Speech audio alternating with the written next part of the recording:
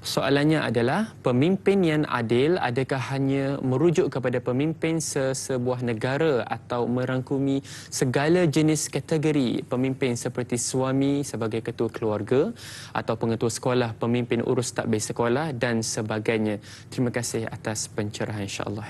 #biar tahu jangan keliru. Okey, baik. Soalan ini penting. Sebab selalunya apabila kita membayangkan kepada kepimpinan, kita akan membayangkan kepada pemimpin yang tertinggi dalam sebuah negara. Betul. Itulah pemimpin. Ataupun bila sebut imam, imam masjid. Ataupun bila kita sebut imam, pemimpin yang adil ni akan tergambar YB, menteri dan sebagainya.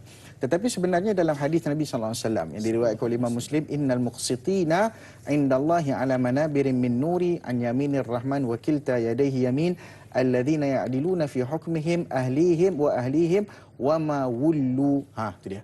Nabi dah terang kepada kita apa kategori pemimpin yang disebutkan sebagai pemimpin. Siapa dia, kata Nabi SAW? Sesungguhnya orang-orang yang adil di sisi Allah Ta'ala akan mendapat, maknanya Allah simpan mereka, Allah bawa mereka di sisi Allah Ta'ala ala manabiri min nur, berada di mimbar-mimbar yang diperbuat daripada cahaya. Hebat orang adil ni. An yaminir rahman, dia berada di bahagian kanan Allah Subhanahu wa taala. Alladzina ya'diluna, iaitu orang-orang yang adil fi hukmihim, dalam hukuman-hukuman mereka. Nombor satu. Nombor dua, wa ahlihim, dalam keluarga mereka.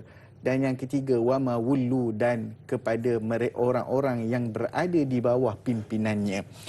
Maka daripada tiga-tiga kategori ini, dia termasuk pemimpin siasah, politik, pemimpin negara, Perdana Menteri, Raja, Sultan, semua sekali. Itu yang paling besar sekali. Nombor dua, termasuk ketua keluarga, suami, kan? Kalau yang ada bercabang-cabang lagi besar dia punya tanggungjawab. Dan kepelbagaian ketua termasuk di pejabat, bos, CEO, pengerusi, itu pun termasuk chairman, board director, semualah. Okey. Kemudian sekolah, pengetua, guru-guru, ketua panitia, ketua bahasa Melayu, ketua matematik, semua tu. Pertubuhan, persatuan, kumpulan. Namakan apa sahaja. Semua itu termasuk di bawah perbincangan. Sebab itu kalau kita tengok, dan kalau kita tengok dari sudut hukam ni, siapakah pemimpin sebenarnya? Pemimpin ni bukan sekadar dia jadi ketua, itu sudah tentu. Tetapi orang yang, kalau kita tengok dalam mafhum yang lebih luas, orang yang ada kuasa. Walaupun dia kerani, contoh kerani yang nak luluskan tender ataupun yang nak luluskan projek tu kan, nak bawa ke atas. Kerani tu, yang orang selalu duduk rasuah tu, kat situ tu, dia tu kalau dia bertindak sebagai atas kapasiti kepemimpinan, atas kapasiti pemerintah, atas kapasiti penguasa, polis, custom, semua sekali. Walaupun dia pangkat rendah, tapi dia bertindak atas penguasa, atas nama penguasa, maka dia juga termasuk dalam hukam, dalam pemimpin yang disebutkan.